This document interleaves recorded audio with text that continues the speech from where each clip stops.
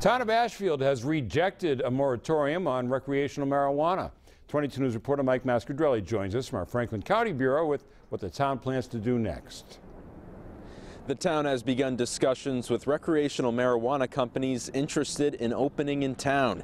Ashfield residents voted on 2 articles related to recreational marijuana at Monday night's special town meeting. Article 4 asked that the town should impose a temporary moratorium on recreational marijuana businesses. The majority voted in favor of the moratorium, but they failed to gain the 2/3 supermajority required to pass it.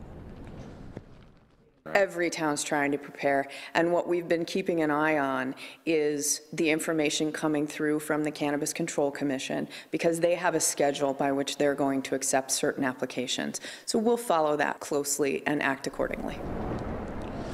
Residents did approve the second marijuana article requiring all recreational marijuana businesses to acquire a special town permit. Warren said both articles will need the approval of the Attorney General. The state's first recreational pot shops are slated to open in July. Reporting from the Franklin County Bureau in Greenfield, Mike Mascadrelli, 22 News.